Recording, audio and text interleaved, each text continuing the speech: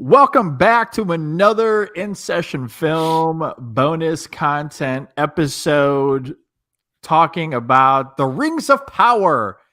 I, Lord JD Duran, am here with Sir Christian Cole. Christian, thanks for being back to talk Lord of the Rings / the Rings of Power with me. Dude, it's been a crazy few 4 weeks right now. We're officially halfway through. I just want to say thank you so much for allowing me to journey through Middle Earth with you again. It's just been great time for fantasy. For fantasy nerds all together. But I am enjoying the ride so far. It's Good. just there's just a lot happening at once. There's a lot happening. We're going to get to episodes 3 and 4 during this discussion. We obviously missed episode 3 last week. A lot going on. We couldn't find a schedule that worked for Christian and myself. So we lumped episodes 3 and 4 into this conversation. Once again, a big thanks to our Patreon patrons who will get early access to these bonus content episodes. So if you're a patron and you're listening, thank you so much for your support of the podcast. If you're listening to this after it goes available to the public, welcome to you all as well. And if you want early access to all of this, sign up on Patreon, patreon.com/InSessionFilm. You can sign up for as low as $1 a month. Just think about how many, just instead of those McDonald's $1 cheeseburgers, you can just throw that our way. Just one, really. All you got to do is save one of those a month and get it our way, and you get early access to all of this great bonus content. So be sure to go and check all of that out. There are other tiers available if you want to support us even further. So thank you to everybody.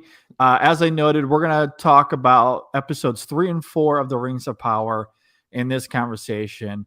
I figured let's just talk about it all in kind of one lump sum. We don't have to go in any sort of specific order here.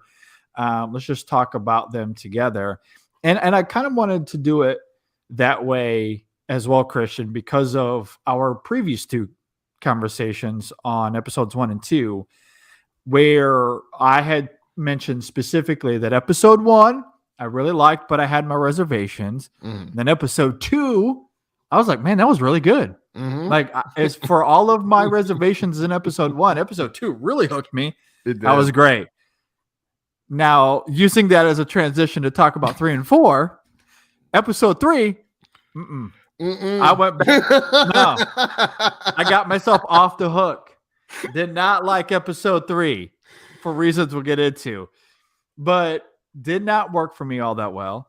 Episode 4, I'm back on the hook, baby. I'm back on the horse. Yeah. There was a lot of horse metaphors, so we'll have to use that in this context.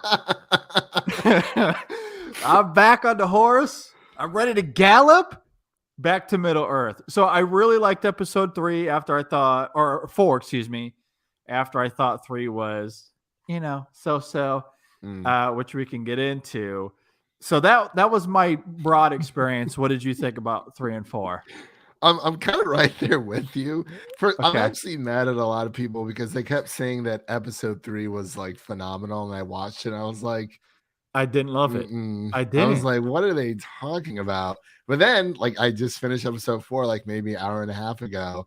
I was like, much better. I don't know what's going on, but I feel like since between episodes 3 and 4, we're now with episode 4 being the halfway mark of season 1, because there's only 8 episodes, which I think is a very nice number to end on, because if this was 10 or like more, I would have been like, whoo, is this gonna be like a roller coaster, like up and down going? But I still feel like, as much as I enjoyed episode 4 a little bit more than episode 3, I feel like we're now at the halfway part of this entire series, and I feel like the story is still getting started, like still setting up. Like, we're 4 episodes in, not saying that nothing has happened, but it seems like I'm hoping maybe episodes 1 through 4 are like the setup, and then 5 through 8 are the payoffs. Maybe we'll see. Honestly, at this rate, I'm not sure if much will happen in this first season because it feels And- like nothing has happened. and I'm That's all I had to I'm kind of okay with that because and we talked about this on the main show when Brendan and I did our Lord of the Rings movie series last year, which you were a part of. Yeah, I almost forgot about that. and Brendan and I talked about how the first one, Fellowship, might be our favorite of the 3 films because there's something about the buildup and the lore, introducing the mythology, and how there's a lot of subtlety. It obviously builds to action when you get to the final 40 minutes or so of that movie. But really, a lot of that movie is just journeying from one place to the other. It's a lot of characters sitting around having conversations and talking. There's a lot of plotting, behind the scenes. There's a lot of mechanics. There's a lot of the cogs just spinning themselves. But I find that interesting. I find that very compelling because of the writing. Peter Jackson's direction is really masterful. And of course, the camaraderie of all of the characters. To me, that I think is what's happening here. And I find it mostly interesting, mostly compelling, not perfect for reasons I mentioned in episode 1 and what I want to get to here with episode 3. I do like the methodical, calculated, there's something afoot mystery and kind of the slow build of introducing everybody. I do really like that. I do understand, though, I empathize with those, and maybe you fall in this camp, Christian, that this is more mundane. Let's maybe speed up the process here a little bit. I do get that. Get that. Trust me, I understand. But I love this kind of pacing because it allows us to be really immersed into that mystery, into who these characters are, who can we trust. And that includes Galadriel. And that is the dichotomy of episode 3 with me. Yeah. And I like the intent. And to be fair, I think episode 4 kind of builds on it in a way that remedies some of my issues with episode 3. But, part of my issue with Galadriel, and we talked about how much I loved her storyline in episode 2. I thought it was very good. It was my favorite part of episode 2, aside from maybe Frodo. We'll get to that. But I love that. And then we get to Numenor, I believe is the name of that place. Numenor, yeah. And I feel like the Galadriel we see there is a very different character. It's like a complete 180. She's pissed. Like she's demanding things. I'm like, she's so abrasive and obnoxious. And in ways that I don't think, even though we're only 3 episodes in, and really, by the time she's presented there in front of the queen, I mean, that's pretty early on in that episode. So we're 2 episodes plus, I don't know, what, 15, 20 minutes maybe by the time we see her there. And she's so crude and obnoxious in a way that, to me, I don't know if it wholly aligns with her character. Like, it just feels like a manufactured contradiction, because the people of Numenor and the elves, at this time, they do not get along. They have a long, rich history. They fought together in the wars, but now we're not friends. So we have to have this rivalry. And it stands out to me in stark contrast to what we talked about in episode 2 between Elrond and Durin, right? And in the sense that the elves and the dwarves don't have a great relationship either. Right. But there's something about tapping into the rivalry there, but also the potential friendship. And again, the rich relationship, the friendship that those 2 characters specifically had. But that episode, I thought did a great job of tiptoeing that line of rivalry, anger, frustration. You've been gone for 20 years. I've experienced all this life. Like it handled all of that gracefully. And I don't think episode 3 tiptoes that line very well. No. It just feels like a really disjointed turn from a character that, again, Galadriel, I know she's an elf, and maybe their emotional vulnerabilities are just different from everybody else's. But again, if that's true, Elrond's not like that though. But that's the thing though. Like, because I was gonna say, if that is the case, the show hasn't really tapped into that at all. Hasn't really explained that. For all we know, her emotional vulnerabilities, her emotional spectrum is the same as everybody else's. And we've already talked about how her motivation is deeply emotional to begin with, right? Yeah. She is mad. She's angry. She's hurt. She's Madriel. She's Madriel. Well done. Or Sadriel. Sadriel. Yeah. She's not Gladriel. We do know that. And so, she is wanting to get revenge on Sauron, which, again, broader perspective, I still don't know about that, but we've already had that. We've hashed that out. And so, anyway, I say all that to say, when you consider her emotional spectrum to be the same as men, same as everybody else, she jumps off the ship. She is rescued by this stranger that she does not know. At first, there's a mistrust between them, but then they sort of bond over shared pain. And then they're picked up by this boat that just happens to be a Numenor ship, and that takes them back to Numenor. Now, they could have died out there. It's this thing where, like, she shows absolutely no gratitude whatsoever. No. Even though she was stuck out there, she could have easily have died. And so it's this thing where not only do you not show gratitude, but you are presented in front of the court, and your first reaction is to be completely abrasive and crude and obnoxious. Demanding. And it's like very demanding. She feels like, I know with Numenor, they sided with the elves. They are humans, but they do live longer than most humans, and think around like 300 years. So much like Strider, he's kind of blessed with long life there for a little bit, or an extended life, I should say. But it was kind of odd to see her like, I understand where she's coming from, because she's like, there's this driving force. I have to get back to Middle Earth.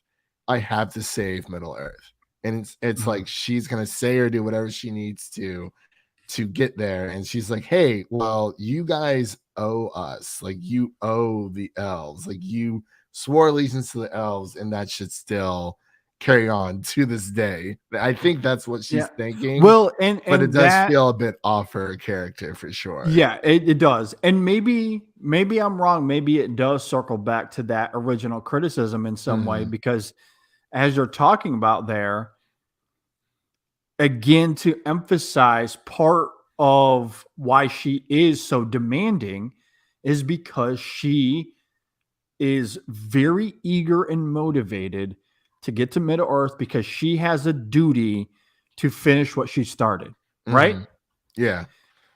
So she is, trying to take everything into her hands, trying to control, demanding a ship to go back to Middle-earth to finish what she started. But again, how does that tie into what we know about her inclusion with that grander story? Because I don't know. If, again, assuming that it's tied to Peter Jackson's The Lord of the Rings, I think it is.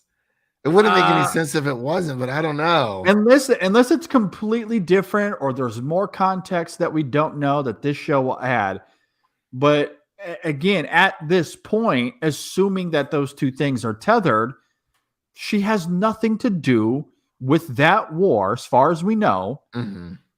and how it crystallizes. She's not the one that gets the ring and takes it to Mordor. She's not the one that, kills Sauron. That's not her. Like, she's not a part of that. So again, maybe that is kind of still part of the problem for me, because so much of that emotional I was going to say compassion, conviction, I guess is the word I'm thinking of. That conviction she feels stems from, this larger motivation to defeat the evil of Sauron. Right. But as far as we know, that's not her thing. That's not her fight. It's right. Not. Yeah. So like so that makes it even more frustrating for me, and coupled with, that it's this, I don't know, contrived 180 from what we had seen from her in that last episode.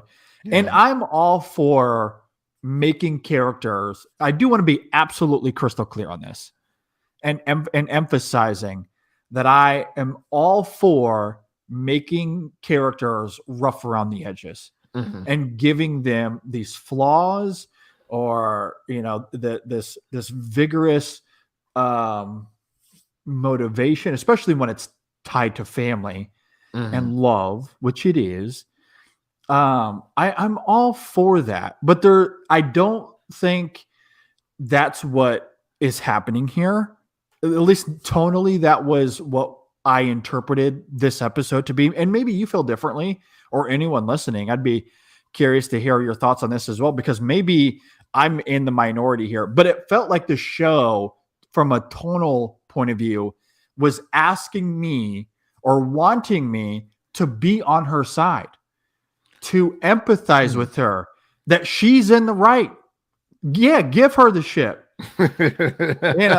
No, she's the lead of this show. We're supposed to want what she's wanting. It's kind of. Does that make sense what I'm saying? No, I see what you're saying, because it's kind of like she is Galadriel the character that does good for goodness sake, or it's like, hey, like you said, she's the main character you're supposed to root for, like in like Star Wars, I guess you could say, for like Luke Skywalker. It's like, clearly he is made, for people to root for. Like, yeah, like you want to root for Luke, right? But for Galadriel, I feel like maybe she's more of like a gray character, because which I'm okay with if handled right. Right. And I forgot how old she is within the Lord of the Rings when they first meet her, but maybe this is like this is like a super, super young Galadriel. But it feels like through episode 1, you're like, okay, we're on Galadriel's side. She's trying to hunt down these orcs. She's trying to find the marks that return of Sauron. And then it's like, as soon as she gets to I forgot, Numenor, sorry. Yeah. Sorry, it's late. As soon as she gets to Numenor, it's kind of like her tonal shift changes. Like I said, I don't know if it's like an elf pride thing, because no one really likes the elves all that much. I mean, humans don't, dwarves don't, hobbits, I guess, would be indifferent, or the Hardfoots in this case, but they're still migrating somewhere, because they're not in episode 4 at all. Yeah, but I see what you're saying. I feel like maybe she's more of a gray character, but she does have like more of that bite, and like the more like and demanding. Sure, absolutely. And like, again, is this really gonna get her where she needs to? Because we actually saw in episode 4 with the human that she was traveling with, who turns out to be potentially the lost king of the Southlands. Yeah, that is revealed. He kind of calls her out. He's like, well, you're doing all these things and nothing's working. Yeah, and that it's like she's entitled. I don't know. It's she definitely comes off that way for sure. Yeah. And in episode 3, like on its own terms, if you remove episode 4, but episode 3, that boorishness on its own, I am okay with, and I'm okay with characters not being likable all the time. I don't think they should be. You I don't want think they should be nuance. either. You Yeah. want nuance in characterization for sure. Right. I'm not pushing back against that at all. As much as that borishness, I don't know if the show, or at least that episode, is self-aware of it. That to me is the difference. That's what I'm trying to say. It's like, she comes off very unlikable, but the show is like, look at how likable she is. Yeah. Isn't she great? And so like there's a disparity there in terms of the tone, how the show presents her in that episode. And with other characters, like there's that moment where she meets Isildur's father. Forgive me, I can't think of the character's name off the top of my head. Okay. But he has a conversation and he says something to the effect of, yeah, you're great. Like he shows empathy and love. And at that point, all we have seen from her is this incredible uncouthness. And throat. I'm like, chill. Very, very biting. And then he's like, oh yeah, it's fine. And then they ride off to that library. Right. And she finds out a piece of information that, again, in a microcosm, I think is actually quite captivating, where she is able to translate this symbol of darkness and then realizes that it's a map of Middle Earth, which I thought was kind of an interesting little folklore mythology thing. Yeah, it was very clever. That I thought was really good. So I did like that. But on the whole, I didn't like the emotional evolution of that. It was too stark, and I don't think the episode does anything to make sense of it. Now, episode 4, on the other hand, as you're talking about, we do finally get there where she has the conversation that you're talking about in the cell, where he, so funny. Which again, all the horse metaphors, she talks to the queen. I'm like, she's running her mouth too much. She's gonna end up in jail. And then literally the next scene, and then she ends up in jail. Yeah. Well, and again, that's where episode 4, at least, and again, it makes me want to revisit episode 3, and I've only seen it the one time. I thought about doing that before that on here, but maybe that context does recontextualize what we see in episode 3, and so maybe I will feel differently about it in hindsight, because it finally does get to that point where she runs her mouth, as you're saying, and she lands herself in jail because of it.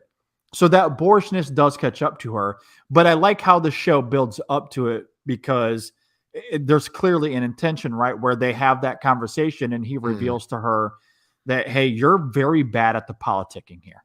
Yeah. You're very not good at this. You're good at the fighting, but you're good at the fighting. The politics you're really bad at, and you're missing the point. And through his 84 horse analogies, he finally gets through to her that she's going about this the wrong way, that she was thrown in jail at a very specific time.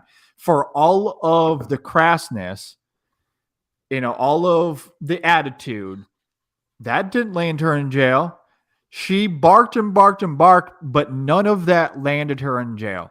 It wasn't until Galadriel went after her father. You're not the true leader here. You're not the king. I want to talk to the real king of Numenor. That's what landed her in jail. Yeah. And that's not something that Galadriel was aware of. Like, she didn't really connect those dots. And so as much as I still don't love episode 3 from a tonal perspective, and I do want to be clear on that. It's mostly a tonal thing, because Galadriel is not very likable, boorish, as we've established. But I feel like the episode thinks that we're supposed to like her still. That to me is how I interpreted the tone of episode 3. Episode 4, different though. It still brings up her, that boorishness, but it eventually catches up to Galadriel. So I did, and that to me is where episode 4, or at least part of episode 4, how it hooked me, because it did a great job of taking something I didn't really care for. And I guess that's the great thing about long form storytelling like this, right? Is that you have time to kind of flesh those things out. So I don't know, maybe in hindsight, episode 3 will work for me on a second viewing. I just haven't had a chance to go back and revisit it yet. But episode 4, I think, did a good job of crystallizing all of that. Yeah, at least to this point. I agree there. It's like on a second rewatch, things are gonna make a lot more sense because when I go back and like rewatch other TV shows, I'm like, oh yeah, like even like some like the 6 episode arc Marvel shows. I'm like, for some reason, it just works better for me, like binging them, probably because these should have been movies. But I digress. Back on track there. But yeah, for episode 3, I do, especially for Galadriel's story. And then, I mean, we get a little bit of the Harfoots. I didn't care too much about the elf who was being, forced to dig the tunnels. I'm like, did not grasp me whatsoever. It was nice to see the Harfoots again. I was very sad that Nori and her family had to be the back of the migration. I was like, no. Well, see, and that's another stranger. He's out. Yeah. He's out now. So that's another interesting, maybe problematic thing of episode 3 that I'm curious to see what the show does, if it does anything more with this idea of abandonment, right? It's such a weird thing because what we learn about the Harfoots is that they don't have a shire yet, right? So they're traveling from place to place, establishing themselves for a short little while, then they travel to the next place. And so there's this interesting moment in the middle of the episode where they find themselves under the stars in the middle of the night, and they have this really touching, poignant moment reflecting on everyone that they had lost along the way. But the flip side of that coin is this ethos of, if you can't keep up, screw you. It's your fault. I felt so bad. Like they don't care. It's like they don't care about you in the moment, but we'll remember you upon reflection. Yeah. Like, I don't know how to feel about that. That's so weird. It's like, I don't want to be a Harfoot. That's so jarring. Yeah. I'll be a Hobbit. I don't want to be a Harfoot. Yeah, that's such an odd juxtaposition to me. It's like this. It was weird. It's like they care about you, but they only care about you in hindsight. They don't care about you in the moment. If you slow us down, screw you. But we'll have a fun moment reliving your memory. Back to the back of the line. Back of the line. And they're like, oh yeah, we lost a lot of people along the way. It's like, but you sent them to the back of the line. Like, what? It's like, it's crazy. Like that's such a weird thing to me. And again, I don't know if I love that about the Harfoots or just find that too uncanny. I don't know. They're dickish. I was like, it is it's kind of insane. I'm like, why am I here? I know.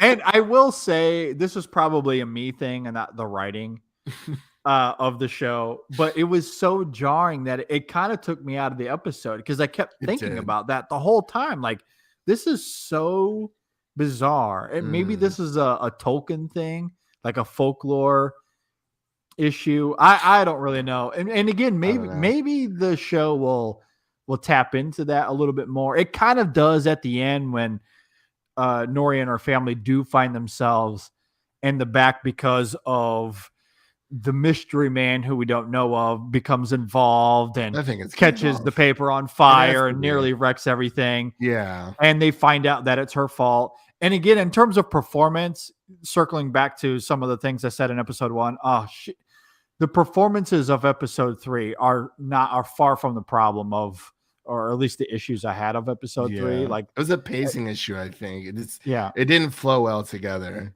for some reason. Yeah. And for me, the Galadriel thing is less of a writing thing as well, because I like that Galadriel, even though it's very different from what we learn about her or what we know of in the Lord of the Rings Peter Jackson movies. I do like that she's a bit rough around the edges. I'm not against that and offering nuance to her. To me, it was mostly a tone thing. I don't think the tone was there. And it was too jarring to go from what we saw from her in episode 2 to this really different Galadriel in episode 3. That should have been a little bit more seamless. So it was mostly that for me. the episode on the whole, I agree. Maybe the editing is a little off in terms of jumping around from storyline to storyline. I can get behind that criticism as well. Yeah. I don't know. It's just a little. Well, it seems I don't know, a that little like messy for me.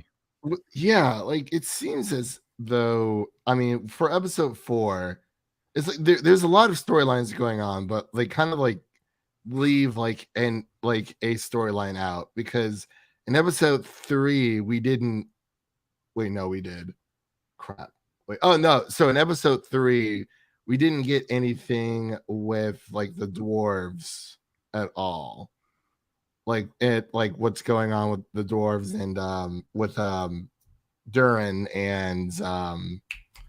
and Elrond. I don't think they were in episode 3, but they were in episode 4. Or were they in episode 3? I don't think they were. I'm trying to think back because it has been a week or so since I don't saw think they that were episode. in episode 3, but they were in episode 4. But they weren't in the Harfoots in episode 4, but they were in episode 3. Yeah, and I think that's where it's at. I imagine episode 5 will be Harfoot heavy. We'll probably get a lot of them in the next episode. I need more Nori in my life. Yeah, well, since we're on it, let's talk about Elrond and Durin in episode 4 because I do like. We mentioned earlier Galadriel that for all of the boorishness we see of her in episode 3, it does start to make sense of that, not just from a writing, but from a tonal perspective as well. Like all of that she's comes trying to get together. Back to Middle Earth. Like she's like chop chop, let's go. Yeah, and I do like how, and again, I'm kind of getting a little tangential here, but the revelation of the little globe thing, all foreseeing globes. I forget what they're called. But it starts with like a P or something like that. That to me is really interesting because we know that the stakes for Numenor are really high, which is why the queen is very, I don't know. It makes sense to me why she leans into fear a little bit because she has seen what that nightmare has done to her father. It's nearly killed him. He's bedridden because of it. And so she doesn't, when Galadriel shows up, it starts to almost fulfill that prophecy a little bit, or she's fearful that it might.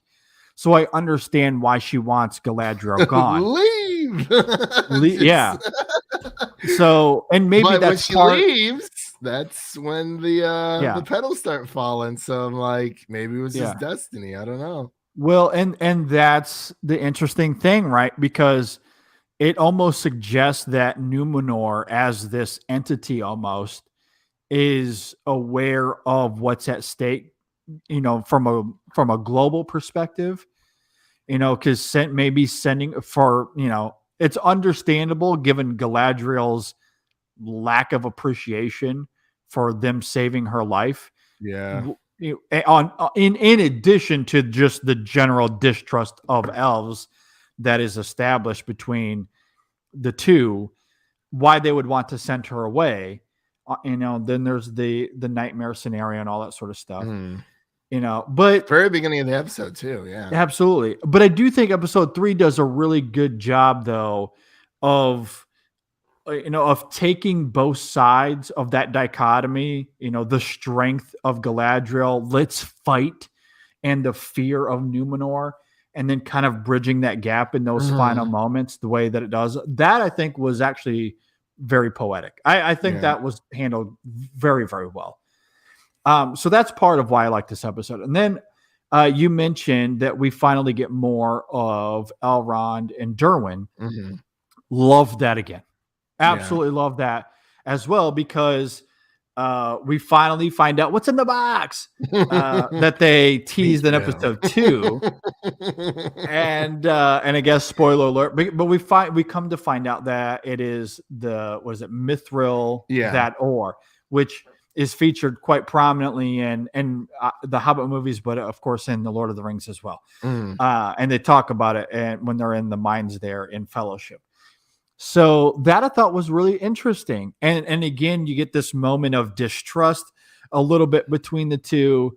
They're keeping secrets from Elrond, but he figures it out really quickly. Oh yeah. And then he's like, "Fine, I'll tell you, but you got to swear on your mother's life," kind of thing. Yeah. On the mountain. That was which like a great super pinky promise. Yeah. But I like how it taps into the lore, right? Like it's, you have to swear on the mountain. And for Derwin, that was everything.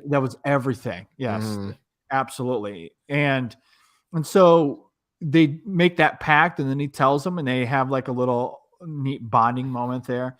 And then it leads to just the JD Duran moment of the series so far, when Derwin walks into his, I guess, backtrack that dynamic or that scene, excuse me, right before, when Derwin is mad at his father because they're shutting this whole thing down. They don't see eye to eye on the operation, which we come to find out that maybe Derwin should have listened to his father, because it ends up being a not good thing for the community. But there's this interesting dynamic where Elrond talks about his father and how, he's one of the most famous elves. He became the sun. That's how high of a legacy that his father, but because of that, his father's not around. He just wished he could have one more conversation with him, whether he was disappointed or proud of him. He just wanted to have that moment, which was kind of heartbreaking. And so then Derwin takes that to heart, is very humble, walks into his father's throne room, apologizes. And I like King Derwin's reaction to it, where he's like, there's nothing to forgive here. Like, we are one and the same, which I thought was just this really beautiful moment that I love. And again, circling back to what we said before, the show so far is taking its time and really interweaving the mechanics behind the scenes. Who can we trust? Who can we not? All that sort of stuff. Right. But it's built with these moments like that I have, for all of my frustrations, that hooks me right in. I absolutely love that moment. Yeah, because it's as Darren's talking to his father, and it's almost as if his father's like, like what happened like with the mining accident, where he had said Darren had to go save a few more fellow dwarves there, and it's it was a place they weren't supposed to be, but it's like he's like, hey, he's like, I messed up, but he's like, but I just don't understand, like kind of just tries to reason with them. But it is really nice.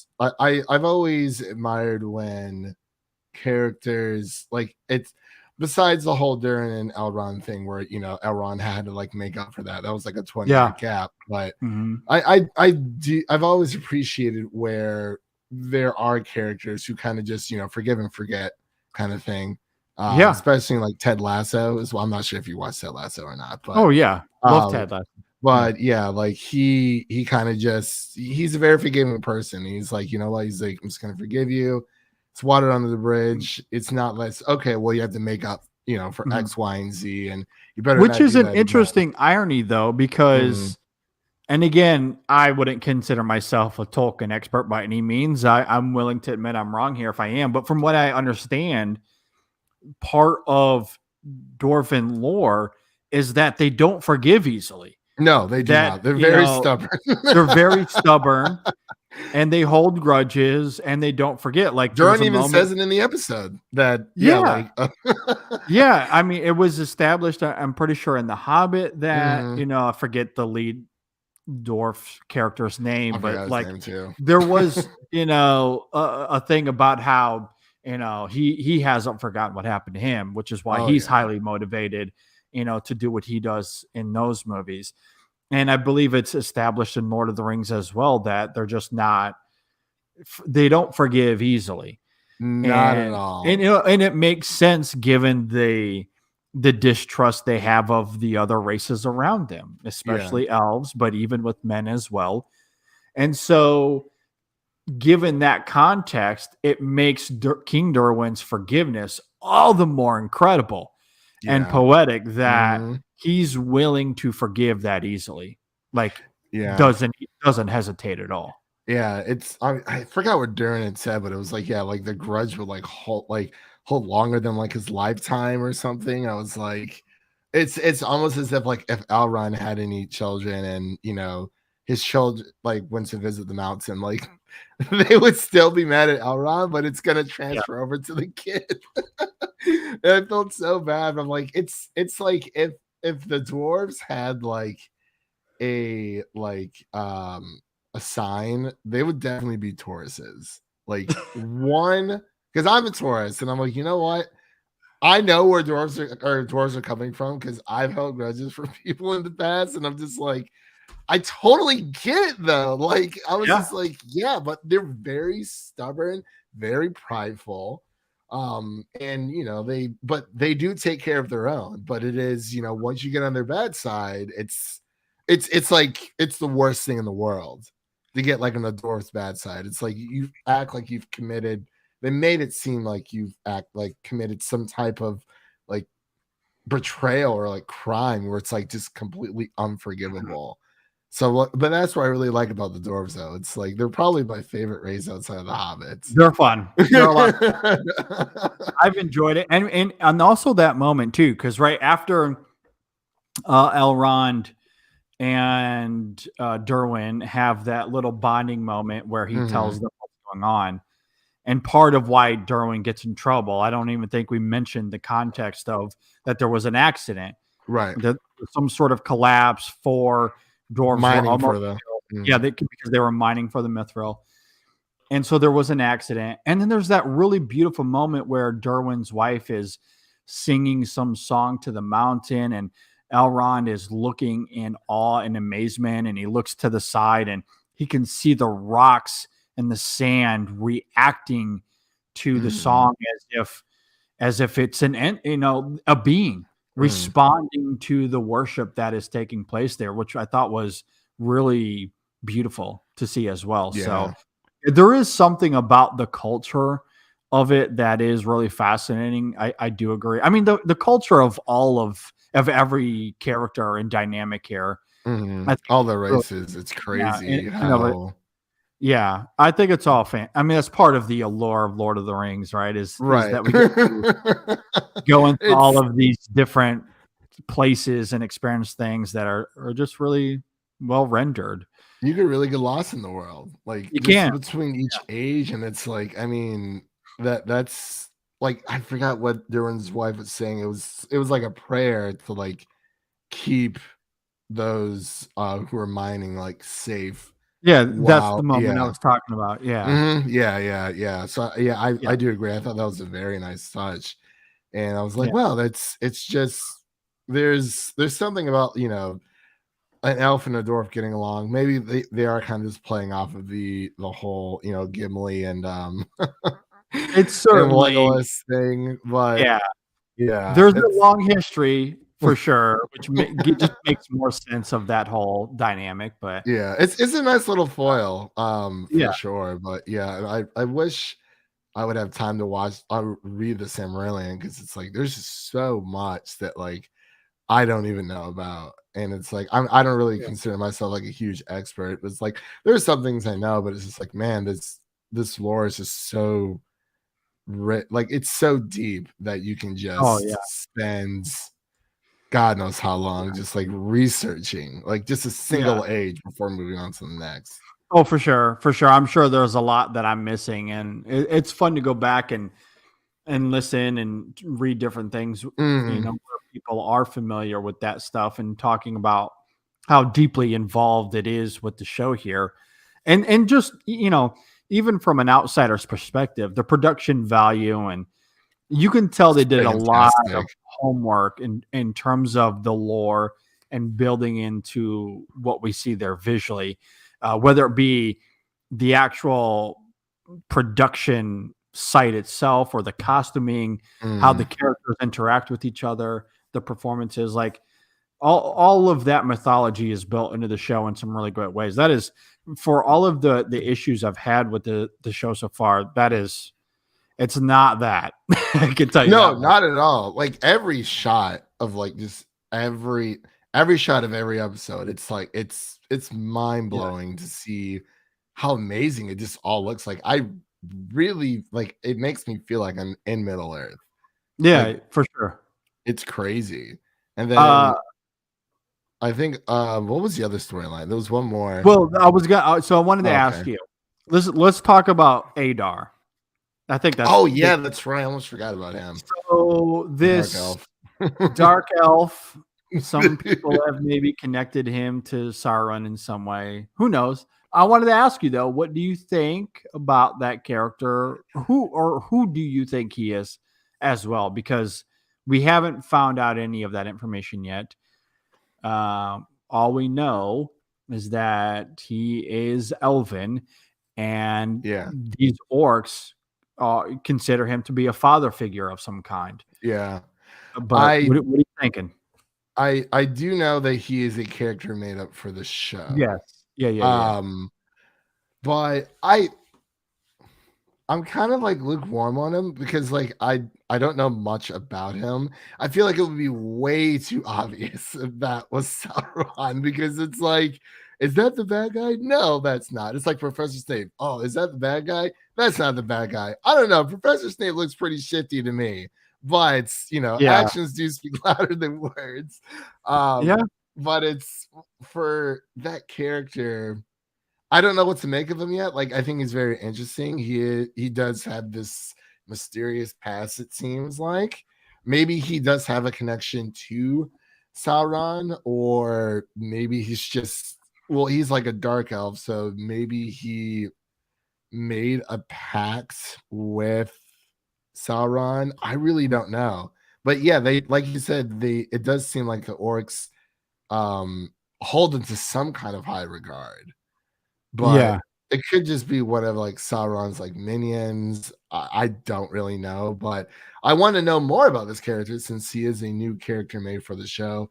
I think making new characters for shows to kind of explain specific things, it just makes sense, especially, not everything from page to screen is going to work out the way that you think, because, when you're writing a book, it's like your budget is limitless. You make up everything up in your head, but clearly, even though this is like the most expensive TV show ever, there's still a budget, so you can't put everything there. But I'm interested. Like I think he's a fine character because he was talking to the other the black elf guy, and he's like, you've been to so and so, whatever the place was, and he's like, yeah. He's like, I've kind of been around there. And I was like, who is this? But I think that also brings back to what you're talking about. Like for season 1, there's just a lot of mysterious figures popping up and you don't know who is who.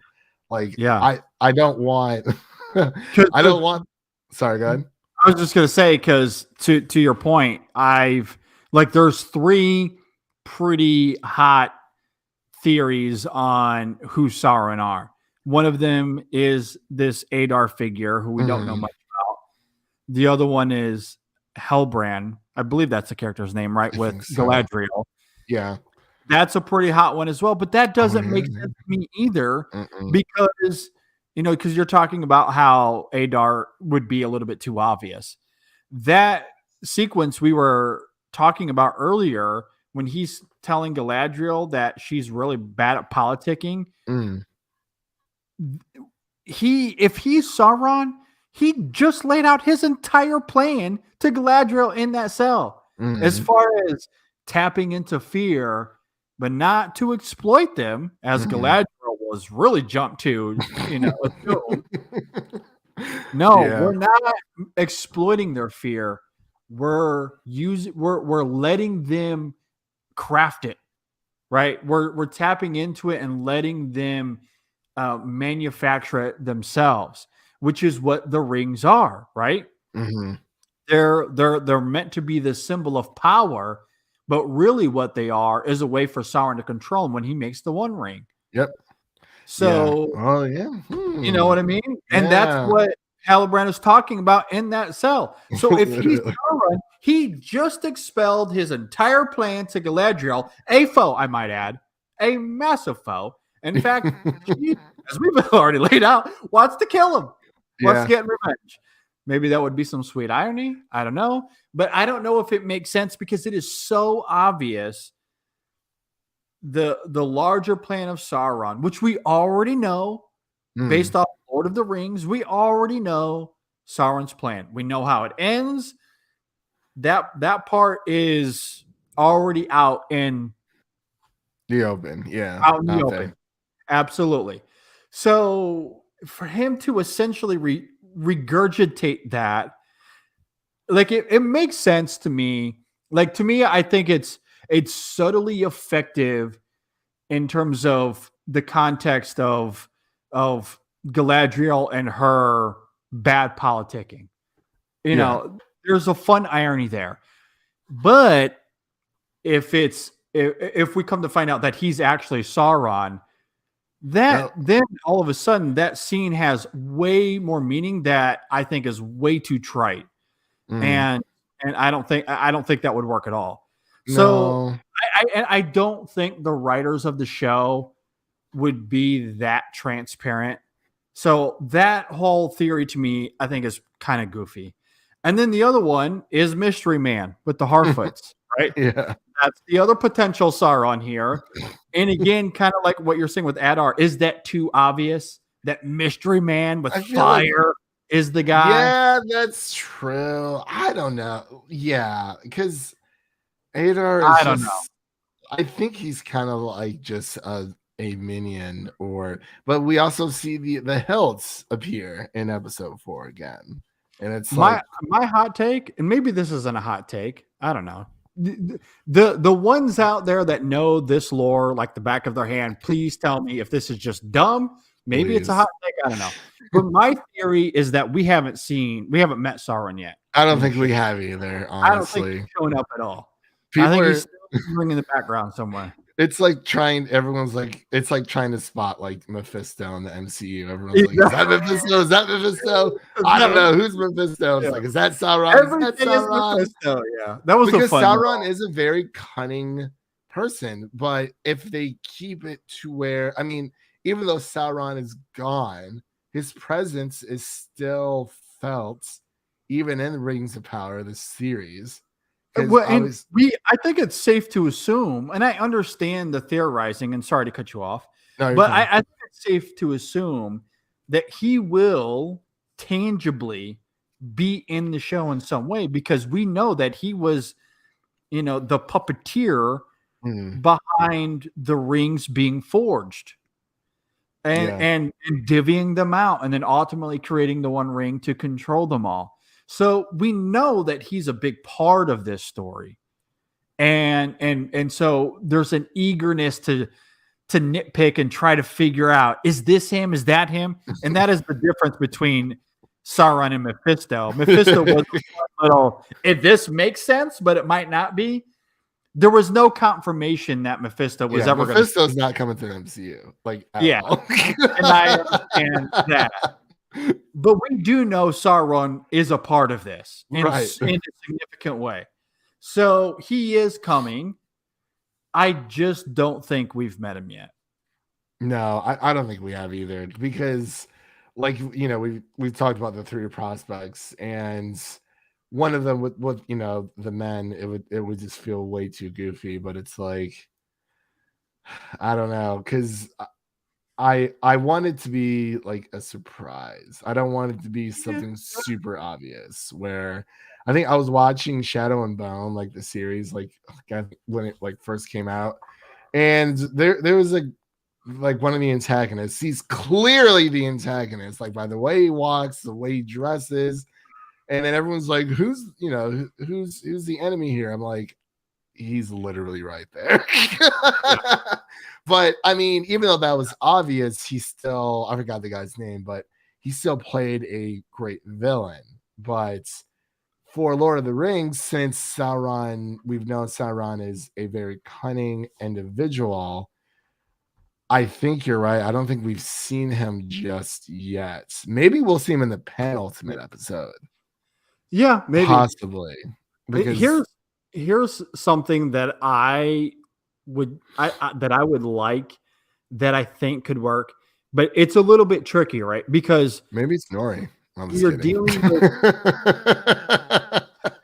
dealing with mystery like this, it's, and this is something that mystery shows, movies have tried to figure out forever, and trying to tiptoe this line, because you want there to be surprise, but at the same time, dramatically speaking, emotionally speaking, it's very jarring if out of left field is a character that we haven't met yet. Yeah. Sometimes it can work depending on the writer and director and what's happening.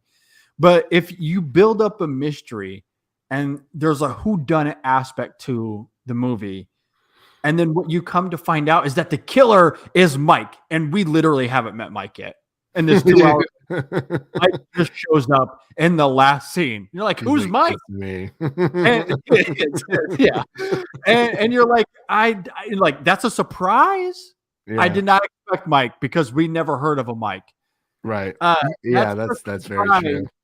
But I don't know if that's effective because there was no mention of Mike. So like dramatically, it's a little flat. So you're always tiptoeing this line of introducing characters without being obvious. But so when it comes, we at least are aware of that person's existence. Right. Yeah. Where I think Rings of Power, where they can get away with it, depending on the rendition of Sauron here, is that we already have a visual cue in our minds. Like we already have an idea based off of the Lord of the Rings, right? Mm-hmm. So even though we haven't met Sauron yet, assuming that we haven't, and it could be a thing where in the last episode, he literally just shows up out of left field and is injected into the story in this powerful way, again, depending on the writing. Mm. But because he's a figure that we're already familiar with in terms of the lore and the history of Middle-earth, but also visually, assuming that they regurgitate the same visualization of the character, that he could kind of come in out of left field and it would still be effective. Yeah. Because we know the character in that way. Does that make sense? What yeah, I'm saying? He's already been introduced, but he hasn't been introduced. Exactly. Yeah. So like it could be one of those things where he shows up in the last episode in a big way without any buildup whatsoever, at least individually, specifically to him. And I think the show can get away with it. Especially because he's always lingering. I mean, they mentioned Sauron a couple of times in episode 4. Yeah. Like at the beginning of episode 1, there's talk about him. So like he's still kind of active. And Morgoth. Yeah. He's like there's a ghostly presence of Sauron that's already active in this show. Mm. So you don't have to introduce him in any sort of conventional way. Like you can really just throw him in the last second to just dramatically heighten what's happening in this story, where other movies and TV shows don't have that luxury. So that I think would be cool. I would love to see like everything building to the last episode be new and fresh. Like let's stop theorizing these silly little theories about when is Sauron. People just want to see Sauron and Gandalf. That's all they want to see. Like if Mystery Man turns out to be Gandalf, I've come to terms with it because I kind of think that's what it is. Mm-hmm. Because as we know, Nori is Frodo. So that just makes sense to me. He is Gandalf 100%. He has to be. I mean, he was helping them out too with the little cart. Exactly. I mean, how is that not a Gandalf thing, right? Like we know Gandalf. So I'm telling you that he is 100% Gandalf. And I can't wait for them at the very end of this whole series where Nori's like, and I have a great grandchild and his name is Frodo Baggins. Exactly. Oh my gosh. No, I don't think but that's exactly who she is in the show. So we didn't get her in episode 4, but I'm excited for I'm episode hoping 5. she comes back in episode 5. I'm hoping. I'm curious to see how this is all going to end, because it's like, I mean, that's the beauty of like watching week to week, because it's like you get to enjoy the appetite throughout these weekly shows, and then it's like I don't. It doesn't feel like a chore. I'm like, oh man, like I've watched. Imagine if we were able to watch all 8 episodes at once. Like episode 4 was like an hour and 11 minutes. Like I mean, I could do that for Stranger Things. Like season 4 Stranger Things. At first, I was like, ooh, that's a lot. But then when I started watching it, I'm like, oh, this is really well paced, and I didn't feel those run times. With episode 3, I felt that run time. I was like, when you have kids, always feel the runtime. Yeah. Like it's the first thing that I look at. Yeah. With Lord of the Rings now, even with the movies, I mean, I'm used to watching them, even the extended, because it's like I've watched them so many times. I've been meaning to go back and watch them. I kind of want to now. I kind of want to watch. Did you start watching The Hobbits, by the way, or no? Not yet. No. I'm thinking about it. If I'm being perfectly honest, because we're getting into the fall movie season, which is the busy time for us all. Lord help us. On top of this, award season. I typically don't have time for TV because I'm invested in the film space, obviously with In Session Film, and trying to stay active there. And then in my home life, there's a lot happening with my son, and I'm trying to stay active playing hockey. And so like, I just don't have time for TV. That's where my disparity is there. I just don't have the time for it. I would love to dive in more, but I do take time for something like The Rings of Power because it tethers very heavily to a movie trilogy that we all love and adore. Or something like the Disney Plus Marvel shows, that ties into the larger MCU, which is a film universe first. Right. So I'll make time for that. Or the Star Wars stuff, right? Like this last week, I watched the first few episodes of Andor. Still haven't done it. I can't get over those watermarks. I can't. Fair. Totally fair. I can't. That's the thing. We'll probably set aside a time to talk about Andor for some Patreon bonus content. But I've heard good things. Yeah, it's good.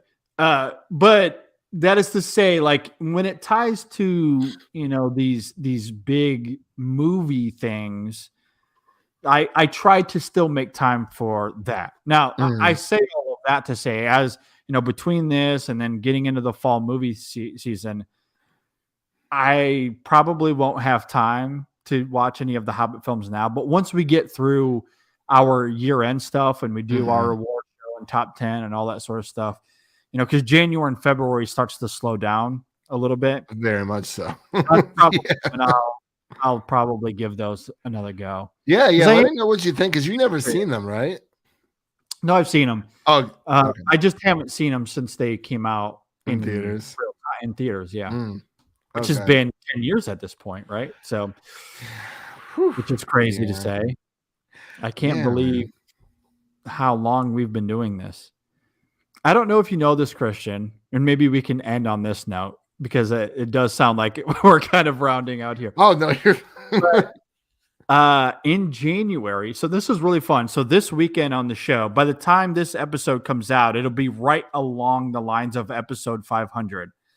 We're celebrating 500 episodes of the In Session Film Podcast, and that's really just the main show. If you include extra film and now Women in Session and Chasing the Gold, we're long past 1,000 episodes in totality, which is really fun. But we're celebrating 500 episodes of the main show, talking about our favorite movies of all time. And it is mid-September as we're recording this. And then at the end of January, so January 30th, 2023, will be officially 10 years of In Session Film. Nice. Hey. How exciting. That is wow. Yeah. 10 whole years. Yeah. That's 10 insane. Years. So that's a long time.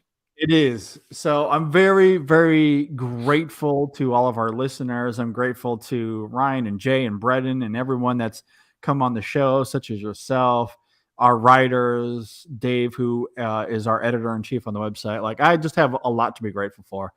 It's been a fun journey so far. So I appreciate everyone tuning in here. I guess as we wind things down here, any final thoughts, Christian, on these 2 episodes? I just hope the next not five. I hope the next 4 episodes are as engaging as episode 2 and episode 4, because I can't do this whole roller coaster thing. Like I want to be invested as much as I can. Not saying every single storyline has to be perfect, but I just want things to flow well together. I want this to be a show that people look back and be like, man, like that was a really good show, because Yeah. Amazon's already kind of tried with the high fantasy where like it's everyone's trying to find their Game of Thrones. And it's like, well, Lord of the Rings, that could definitely work. And I think everything is working good so far. I think everyone's just waiting for Sauron to appear. If we get like a physical embodiment of him, I feel like we will. We will eventually. Yeah.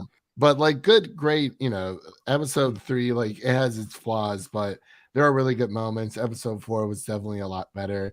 I just hope they keep up, with the pacing. And it's like I said at the beginning of the episodes, it's just a great time to be a fantasy nerd. There's just so much that's out and that is coming out. Like we're getting Willow this year. I was like, yes, it's Dark Materials. Just give it all to me, because I miss this is like the core fantasy stuff that like I've been missing for a very long time. It's been fun, man. No, it's been a lot of fun. And I will say, while I won't have the time to revisit the Hobbit films for a while, I probably will go back and revisit episode 3 in hindsight. Of experiencing episode 4, because it did start to remedy the problems that I had in terms of the writing and tones of episode 3 with Galadriel specifically, as we talked about. I still don't know if it'll fully remedy that problem, because tone is something that isn't always fixed in context of what comes after, if that makes sense. Because as much as from a writing standpoint and a dramatic standpoint, it does take Galadriel's boorishness, uses it against her, puts her in jail, and then they finally come to a resolution by the end. So from a writing perspective, we eventually get there. Right. But from a tone perspective, I don't know. I don't know if that fixes her being unlikable, but the show going, but she's still likable, right? Yeah. No. So I agree with you there. I don't think that'll be fixed, but from a writing dramatic perspective, there might be more to cling on to there that I might get more out of on a rewatch. So I'm still curious to revisit it, keep an open mind with it, and kind of see if it changes for me at all. And then I'm excited to get to episode 5 to get more with Nori and the Harfoots and everything that's going there. Gandalf. That's really why we're watching the show. Like, they haven't established that he's Gandalf, but until I am corrected otherwise, I'm just going to call him Gandalf. He's no longer a mystery man to me. Like, he's not a mystery. He's really not. If it's not Sauron, it's Gandalf, and it's not Gandalf. Who else would it be? It's like, come on. If it ends up being a completely new character for the show, I'm also okay with that. But it's Gandalf. So anyway, with that said, a lot to look forward to. Hopefully you all enjoy. Now that would be a twist. For sure. Anyway, I hope everyone enjoyed episodes 3 and 4. Thanks for tuning in. To our patrons, especially a thank you to you as well. We hope that you're enjoying the early access to these episodes. If you're listening to this after it's available to the public, thank you for tuning in, watching, however you are listening to this. And if you want to get early access, again, that's patreon.com/InSessionFilm. Be sure to go and check that out. These episodes, what Christian and I are doing, once they go available to the public, they are live on our YouTube channel. That you can see at youtube.com/InSessionFilm. So be sure to go and subscribe and like and all that sort of jazz that you're supposed to do on YouTube. So with that, thank you, Christian, for being here as well. Really do appreciate you being here, my friend. Thank you. I really appreciate that. Let's get some more Harfoots back in our lives. Yeah, we need those Harfoots back in our lives. I 100% agree. So stay tuned. Christian and I will get together to talk about episode 5 when we find out what is afoot with the Harfoots in the next chapter. I like that. All right, we will see you all next time. Peace.